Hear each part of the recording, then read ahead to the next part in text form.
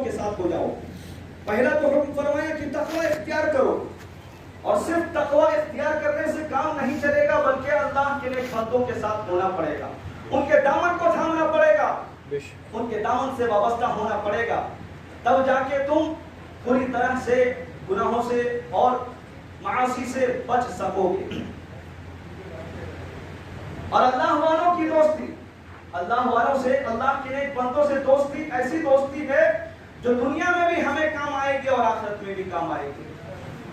आप अंदाजा लगाएं, हदीस पाक में बयान फरमाया गया है कि कयामत के दिन न बेटा बाप का होगा, न बाप बेटे का होगा। तमाम रिश्ते जो दुनिया में हम बनाए हुए हैं, अल्लाह तबारक व तआला ने हमें अता किए, बाप बेटा बेटी भाई बहन, ये सारे रिश्ते नाते कल कयामत के दिन टूट जाएंगे। कोई किसी का सहारा नहीं होगा, कोई किसी का मदावा नहीं बनेगा, मददगार नहीं बनेगा।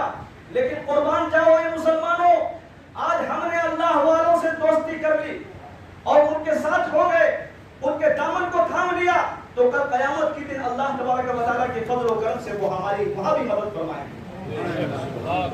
दोस्ती ऐसे से करो, साथ ऐसे का पकड़ो जो दुनिया में भी काम आए और कायम रहे और आखिरत में भी बाकी रहे।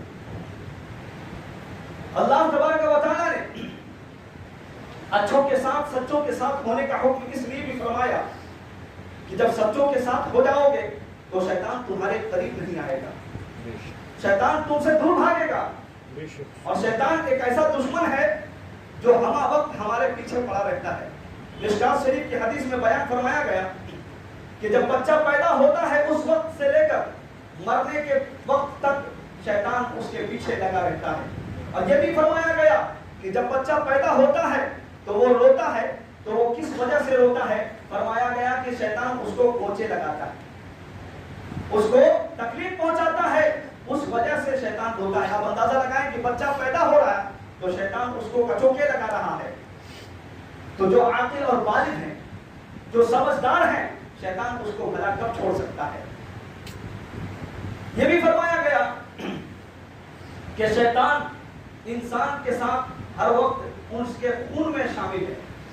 और यह भी फरमाया जिस तरह से शैतान जिस तरह से इंसान के रगों में खून दौड़ता है, उसी तरह से शैतान इंसान के रगों में दौड़ता है। आप अंदाजा लगाएं कि हम नमाज में आते हैं, नमाज में आने के बाद भी अल्लाह के सामने खड़े हो जाते हैं, उसके बाद भी हमारा ज़हन भटक जाता है, हमारा ध्यान इधर उधर चला जाता है। तो ये किसका काम है? ये शैतान का ही काम है। शैतान वसवसे दिलाकर और बहकाकर इंसान के ज़हनों को फेर देता है और इधर उधर उसके ज़हन को लगा देता है। आप